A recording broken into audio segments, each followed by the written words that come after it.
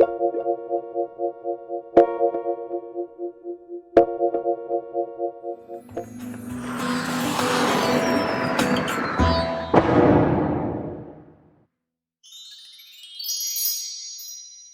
Epilepsy Association of Nova Scotia has been providing awareness initiatives, education, support, and programming services for 36 years.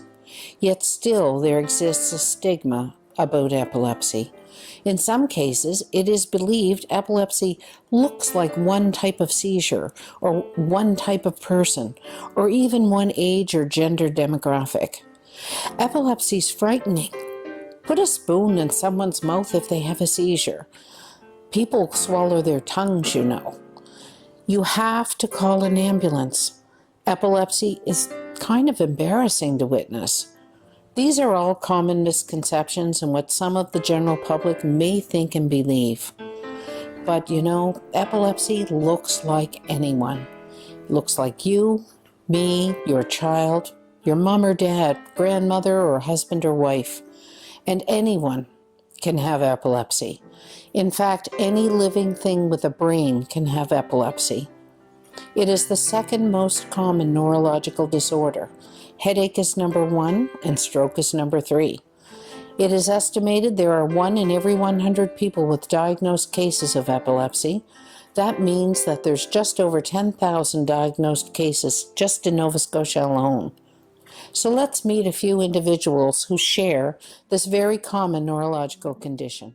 My name is Michael and I have epilepsy. I'm Cassidy Megan. I'm the founder of Purple Day and I have epilepsy. My name is Emily and my daughter has epilepsy. It's something I've been dealing with for numerous years now. I'd like to speak to you about employment in the workforce. Employment equity is a very challenging aspect. Individuals with epilepsy face a lot of limitations that are not recognized, for the most part, by a lot of the general population. Due to the epilepsy, they've said, no, we just feel that you can't. I've faced a lot of the word no, negativity over years. Unfortunately, I've accepted that. I don't like to. But there are a lot more things that I am capable of.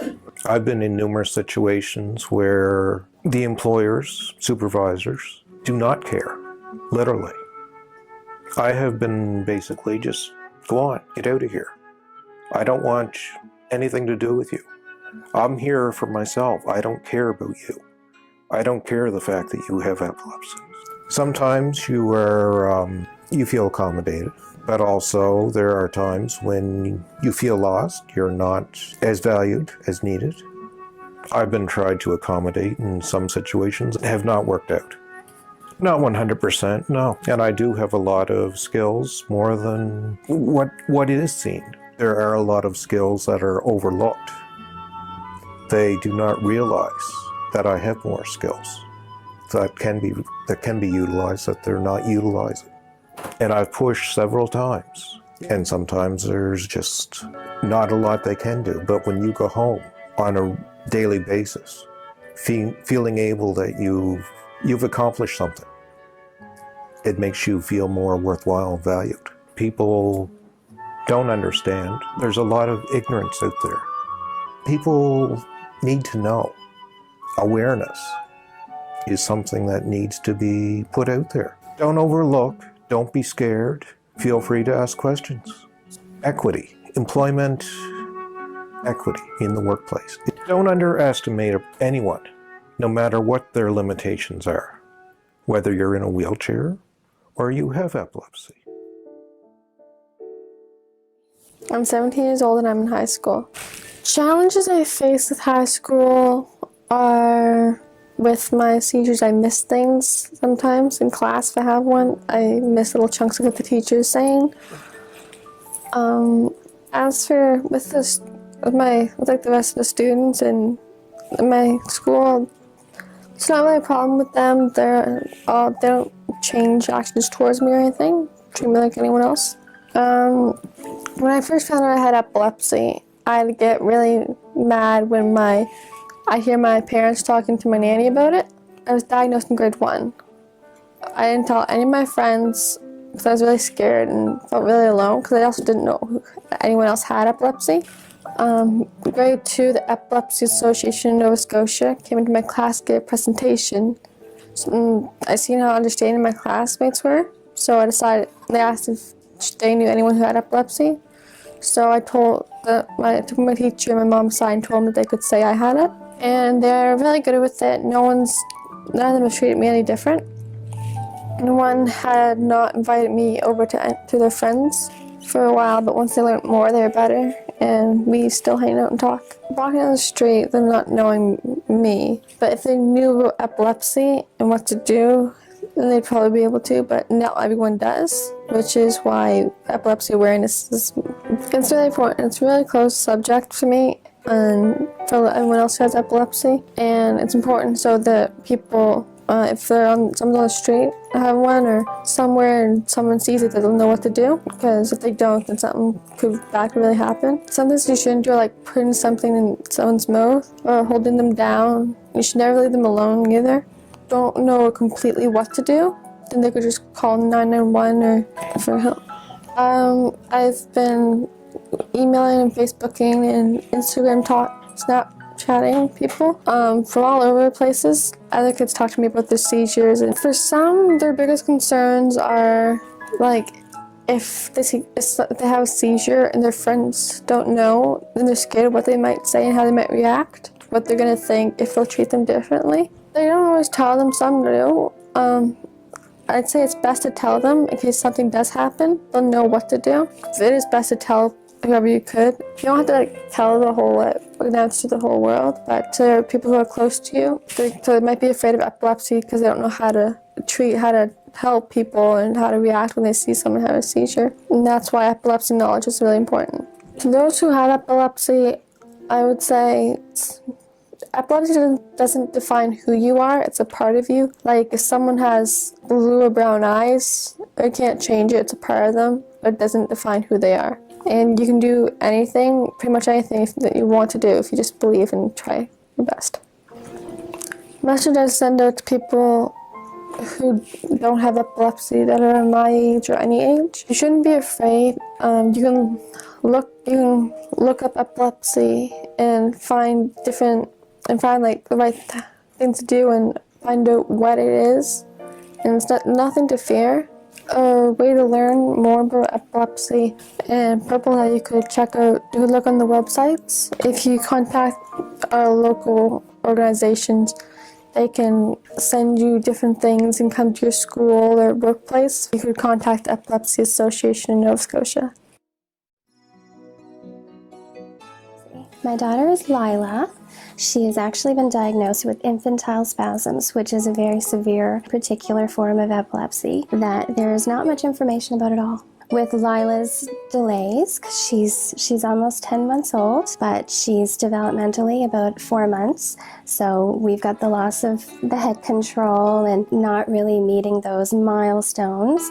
When people ask how big she is, but doing stuff of a younger child, they wonder. And when I say infantile spasms, they don't know what that is. Mainly I say epilepsy, and then they think it's the convulsions. It's the stereotypical one that you see in the movies, and that's just not realistic. They don't know the statistics that epilepsy can kill people, sometimes more than certain types of cancer.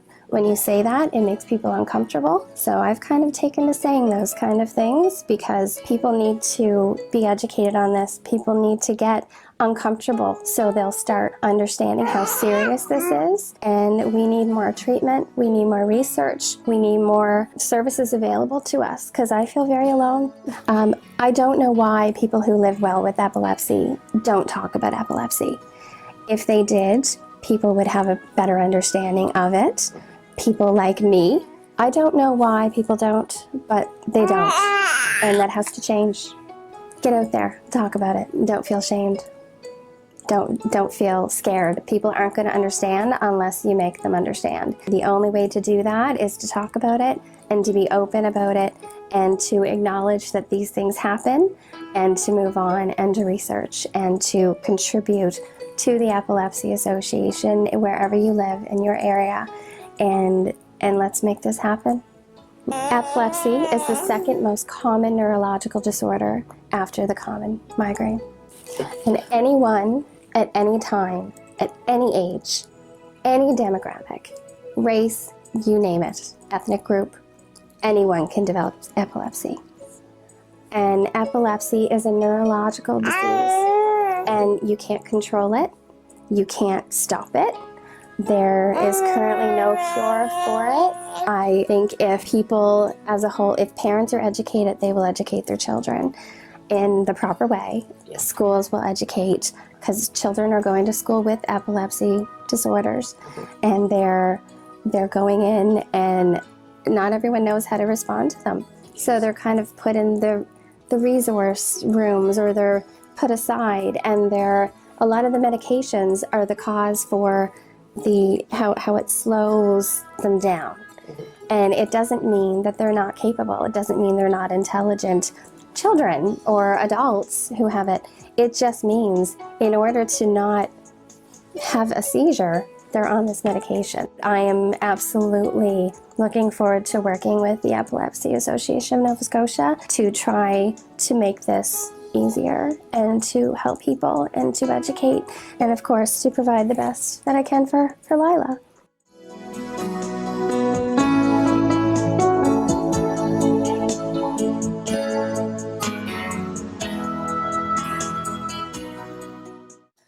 The Epilepsy Association needs your help. We need to reach more schools, employers, and communities and teach them seizure first aid. We need to put support groups in place in our rural communities. We need to promote inclusion in the workplace and provide education to ensure employers and co-workers are understanding and supportive.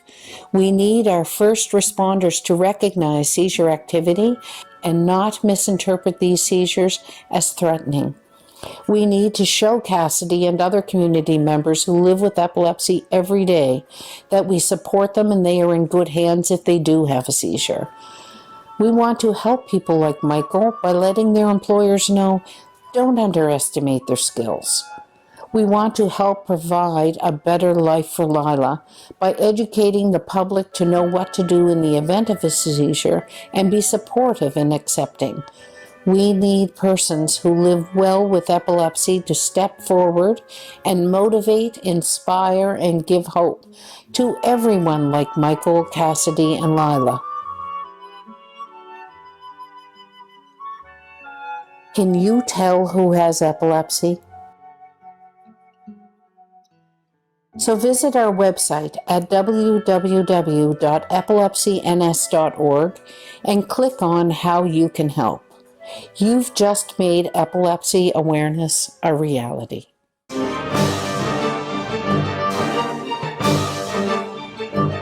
Hello, my name is Debbie Tobin, and I'm the Executive Director of the Epilepsy Association of Nova Scotia.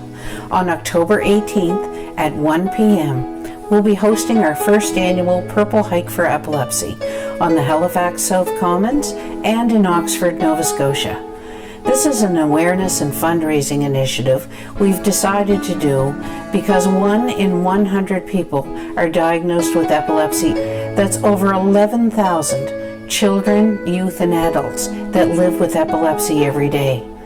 I hope you can join us. Please register at www.epilepsyns.org and register today. We'd love to see you there. Thank you.